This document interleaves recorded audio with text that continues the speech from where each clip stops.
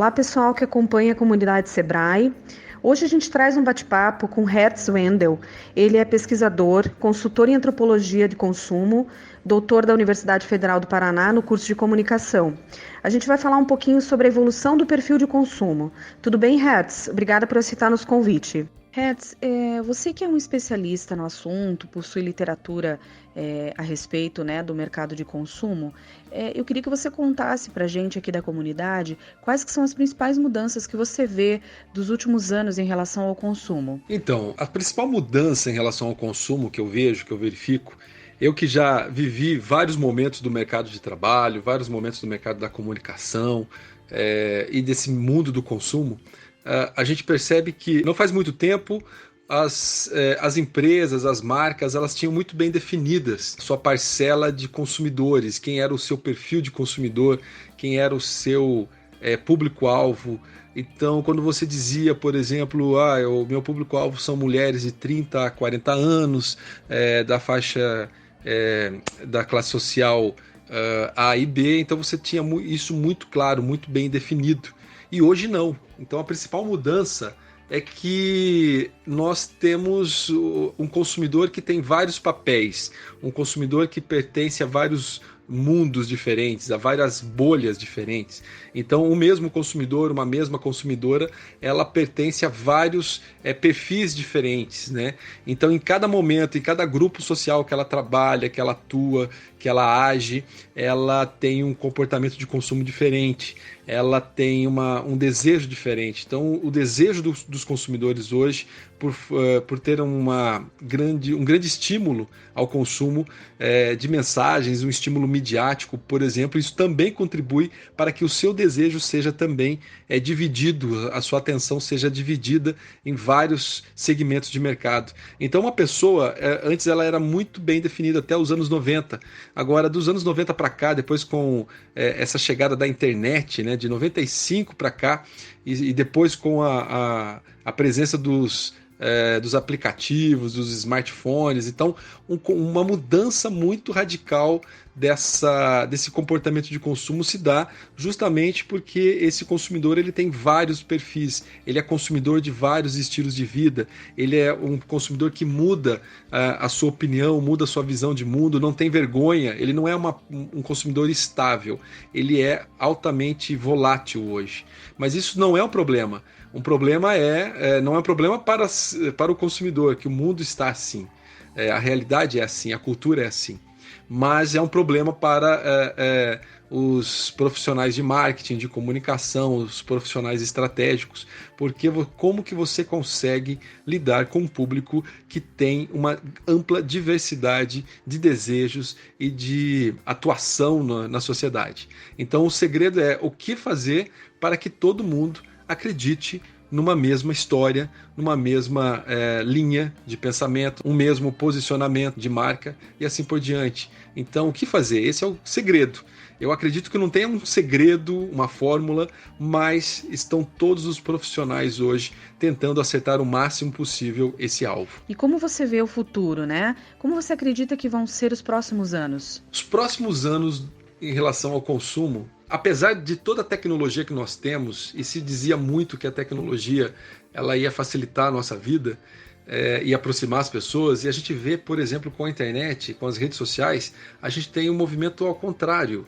Na verdade, aquilo que era para aproximar as pessoas está cada vez mais afastando as pessoas.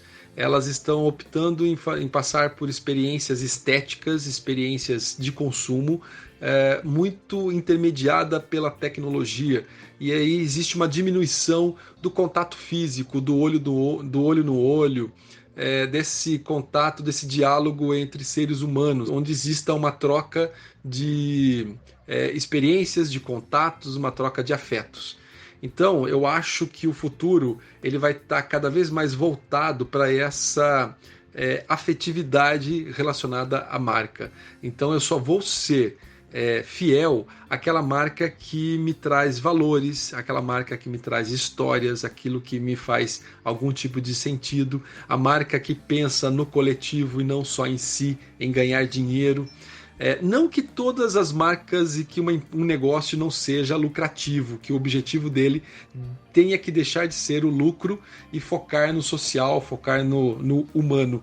Eu não acredito que isso acabe, mas vai existir uma cobrança maior das marcas e dos produtos, dos serviços que estejam preocupados com o coletivo, estejam preocupados com esse senso comunitário que nós estamos, que cada vez mais os consumidores estão cultivando.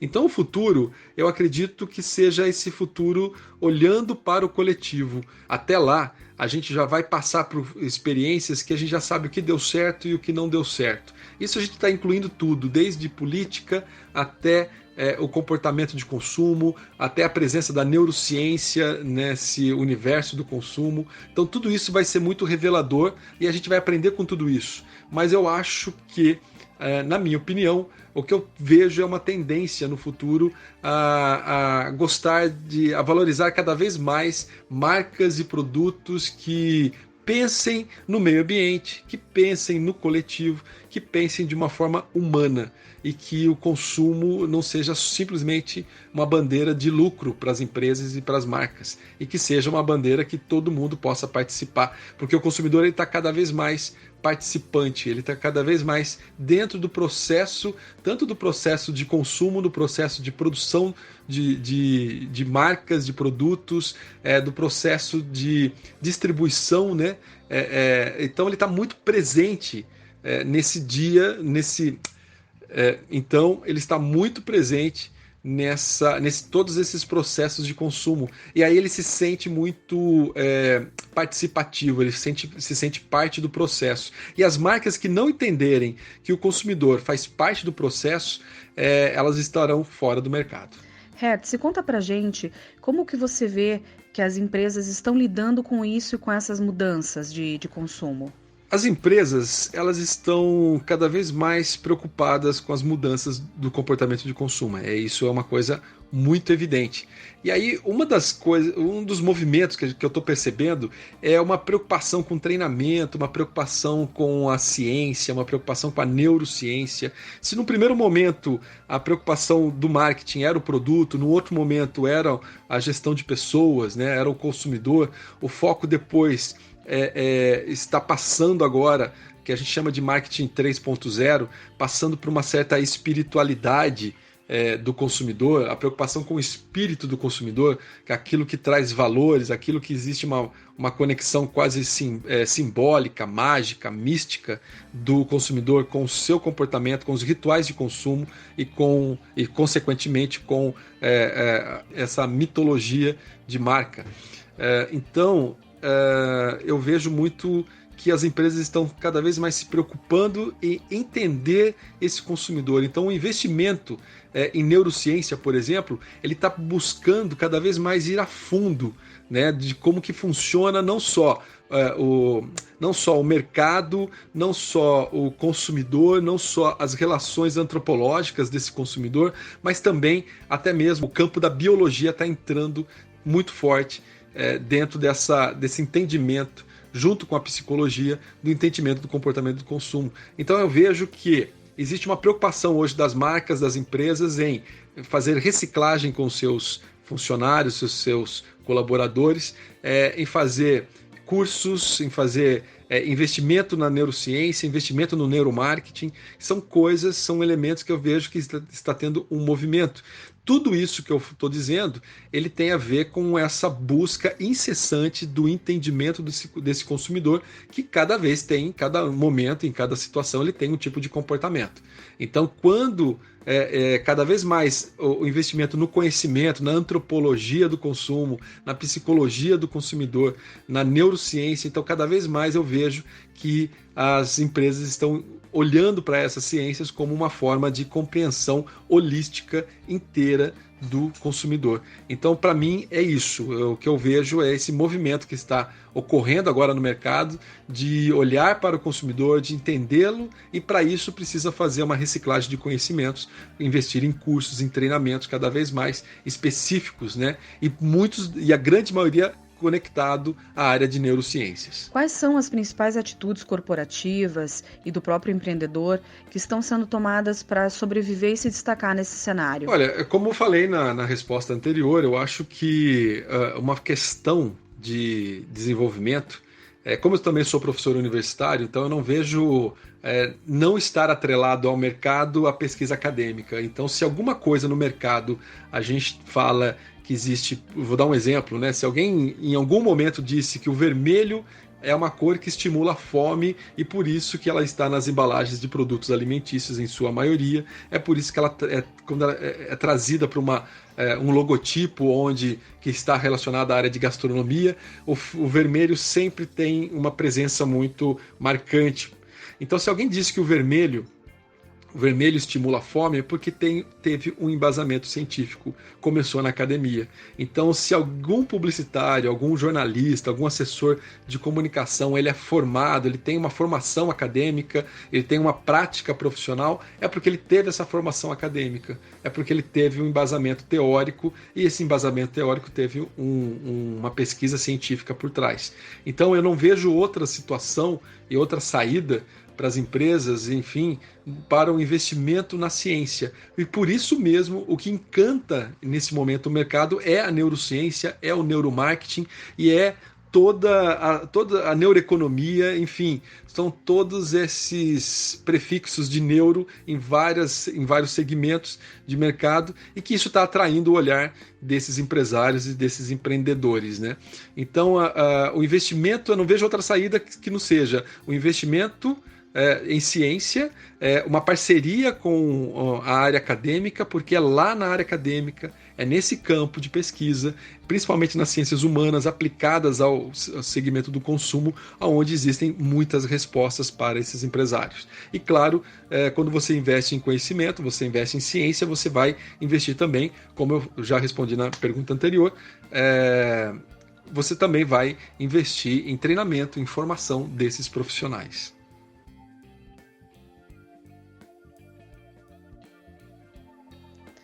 Hertz, você que é um especialista no assunto, quais são as principais dicas que você dá para que o empreendedor use o comportamento de consumo a seu favor? Olha, como eu comento sempre, esse marketing 3.0, que é a tendência agora para o marketing, entre aspas, dito espiritual, que é, na verdade, um marketing holístico. Eu sempre digo que a principal experiência com o sagrado hoje na humanidade é a experiência de consumo. Às vezes as pessoas ficam chocadas, mas como assim o consumo e o sagrado? Como que eles andam juntos? É claro, quando você fala do sagrado, você está falando da magia, você está falando do misticismo, você está falando da mitologia de marca, de mitologia de uma forma geral, e quando você traz esses elementos que eles estão muito presentes no ambiente de consumo, então você tem rituais de consumo, você tem mitologias de marca, você tem a magia, né, a linguagem do fantástico no storytelling. Então, como trazer tudo isso e transformar? É claro, a principal coisa, a principal ferramenta do empresário, a principal saída é entenda o seu público-alvo de uma forma bastante profunda. Isso é o primeiro passo, é o entendimento. Depois, como você vai se comunicar com ele. Então, hoje, por eu ser um consultor na área de storytelling, por exemplo, eu não vejo outra forma que não seja criativa, aonde você consiga traduzir todo o espírito de uma marca a partir de todas as narrativas que você produz sobre ela. Storytelling não é você fazer só um roteiro de um filme publicitário, de um vídeo institucional. O storytelling quando as pessoas olham para a tua marca, como que elas narram, como que elas podem resumir numa história a sua marca, como é que elas contam sobre a sua marca para outras pessoas. E quando elas contam para outras pessoas, elas estão de fato aderindo, engajadas naquela história, naquela narrativa. Hoje nós temos um processo de uma jornada do consumidor que ela é muito estudada passo a passo, desde o primeiro contato com a marca até você se transformar aquele consumidor num lead, né, dele de fato ele fazer a compra, o consumo, e trabalhar com as vendas. Então você tem toda essa jornada do consumidor e tem duas coisas dentro dessa jornada que ela é hoje a principal commodity do universo do consumo, que é a atenção e o interesse. E você só consegue atenção e interesse dentro de uma lógica criativa. Então, se você contar uma história, se você prender a atenção do consumidor e depois você gerar o interesse, essas duas partes dessa jornada do consumo são as partes mais complexas e mais difíceis. Por quê? Nós temos um cérebro que ele é seletivo e nós temos um mundo onde tem muita informação e o cérebro ele só seleciona aquilo que ele acha que é relevante. Então, como você consegue quebrar essa barreira, né, do cérebro dos consumidores, que está repleto de informação e está o tempo todo selecionando as informações, como que você consegue quebrar essa barreira?